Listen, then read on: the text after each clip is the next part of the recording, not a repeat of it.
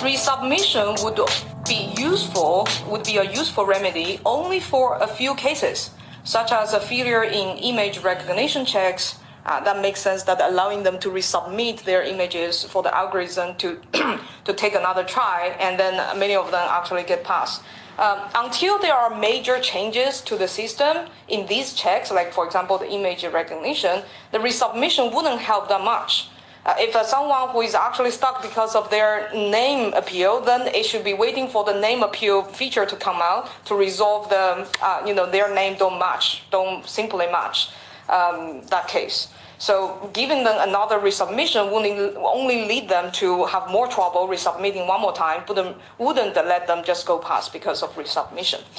However, we need to strike a balance in granting, even for the checks that resubmission would help, we need to strike a balance in granting resubmissions, because we don't want to let the fake accounts to get many opportunities to retry either. Yes, there is already a feature actually halfway, shown, but there is some scalability issue and not fully fledged for people to use. I don't remember where it is at. Maybe it's in the mainnet checklist. Oh, the last step. It's like inviting your teams to KYC. So this is the mechanism and feature we thought of to mobilizing the inactive or other members who haven't KYC to KYC. In a sense, it's decentralized motivation mechanism. Each person is motivating their own security circle or referral team to pass KYC because they have their own motivation as well, because the bonuses attributed to those members depends on the verification of identity of their team members. So the feature that we're thinking of is notification through similar to the PIN.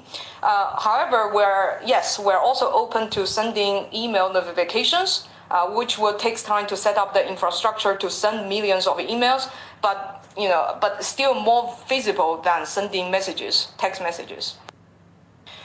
The majority of the efforts right now in the KYC team have been to unblocking pioneers for their ability to submit KYC and getting unstuck in the KYC review process for various reasons just mentioned above. For the user endpoint, it's just the same, it's pending or it's stuck. But for the engineering side of things, it's actually different sets of work. It's not just one set of work and unblock all people. It's a different miscellaneous set of work to unblock different people for different reasons. And that's why it takes time. And that's why you continuously hearing people who is stuck is because, there are always remaining people who is stuck due to the probability of algorithms and due to human errors. And we're trying our best to unblock them and improve them as much as possible. The validator rewards are accumulated by deducting 1 pi from each successful KYC, especially at the migration and into a pool. This pool will only increase and will not decrease because it will only be used to reward validators. All the work, such as checks a validator did, are accounted for in the database. So we have all the data that is needed in order to distribute the reward. So the rewards from the pool will be distributed after the calculation of the accurate validation checks, because there are some validations should be false and that shouldn't be compensated for. It will be after the KYC process is more stable state where all pioneers can apply to KYC, fewer people are stuck in the pipeline. This also helps to reward all validators more fairly, because the initial periods of KYC movement, we call it, if it's a network movement of KYC, the initial periods, like right now or any time before right now, it should be considered the initial period. This may involve more negative results, meaning that these ones are marked as internally as rejected or actually rejected, whereas later stage, presumably more cases passing.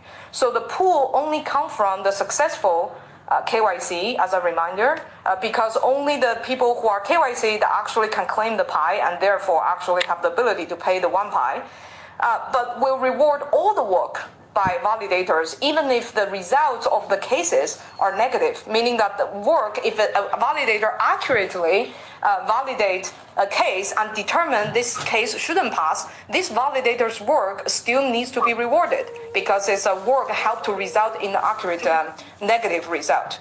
So accounting for larger data set of the validation work helps overall more fair reward distribution. I'll give a very simple example. So early on, let's suppose, all these are supposed hypothetical number. Suppose 3 out of 10 KYC applications pass KYC. And these work are done by 10 validators, which is assumption. It's hypothetical because actually each case has many validators involved. Let's suppose 10 for simplicity. Therefore, this will yield 3 pi should be distributed among 10 people. And each validator will only get 0.3 pi. But later, as the system improves, later 9 out of 10 people pass KYC, and also done by 10 validators, 9 pi will be distributed among 10 people. This leads to the later periods 0.9 pi. But if we put both batches together and distribute the pi rewards together, it means that 3 plus 9 is 12 pi in total, and distributed to 20 validators in total, that each validator should earn 0.6 pi instead of for the initial validators that basically suffer from a lot of negative results is 0.3, and then later has much higher. This is a simple hypothetical example why pulling it together more to reach a little bit more stable KYC periods helps even or more fair distribution. Okay. Currently, there is over 700,000 validators who have validated at least a certain amount of applications, meaning that it's not just one or two, it's like a few applications, Yes, at the moment, every KYC application involves multiple human validations. But human validations do not constitute the whole validation process of a KYC. But all the cases also involve multiple machine automation checks. So we will see how this can evolve in the future. Maybe we will be at a point where many validations can be fully completed by AI, and when the AI is not certain, that's when it goes to human validators. Yes. And by the way, this is going to be a benefit for human validators as well, because they will only be called to do meaningful work, therefore, more meaningful work, therefore, critical, meaning that not the easy cases, but the more difficult cases that the computer cannot determine.